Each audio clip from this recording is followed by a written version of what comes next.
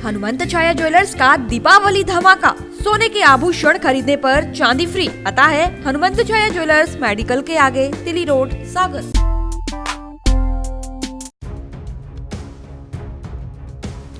MP की पूर्व मुख्यमंत्री उमा भारती अपने 3 दिवसीय दौरे पर अपने गृह जिले टीकमगढ़ पहुंची थीं।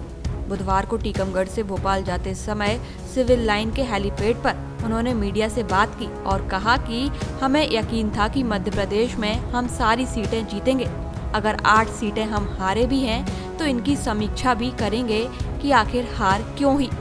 उन्होंने कहा कि बिहार में कांटे की टक्कर रही, लेकिन आखिर में सरकार बन गई।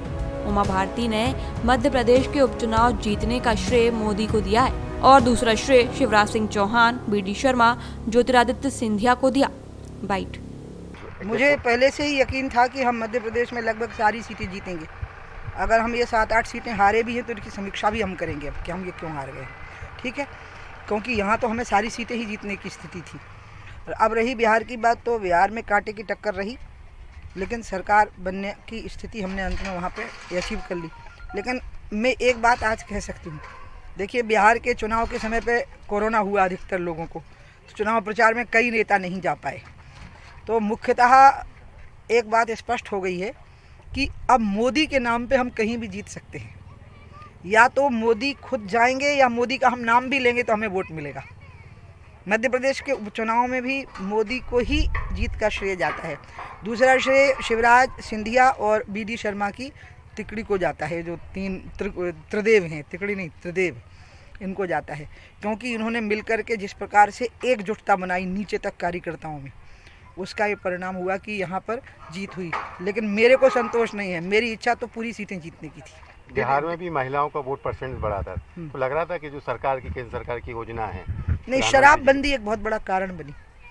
जो शराबबंदी हुई बिहार में, क्योंकि शराब से सबसे ज़्यादा परेशान महिला होती है। घर में शराब पीते हैं तो पूरा पैसा ख़त्म कर देते हैं, तो उसके हिसाब से महिलाएं बहुत प्रसन्न हुई शराबबंदी की घटना से, और उसका असर सीधा महिलाओं के ऊपर पड़ा।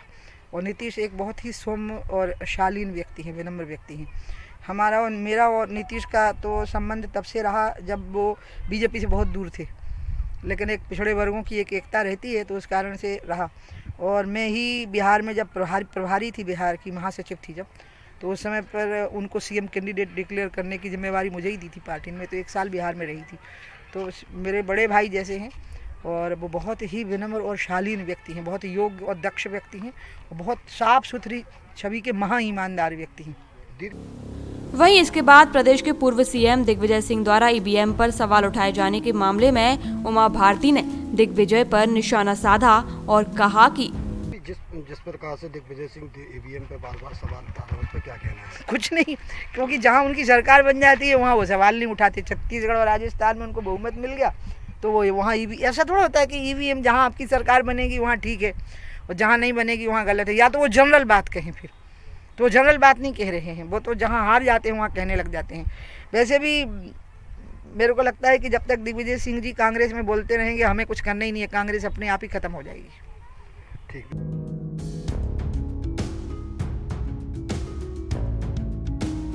टीकमगढ़ से सुधीर कुमार जैन, सागर TV न्यूज। हनुमंत छाया ज्वेलर्स का दीपावली धमाका। सोने के आभूषण खरीदने पर चांदी फ्री। पता है हनुमंत छाया ज्वेलर्स, मेडिकल के आगे, तिली रोड, सागर।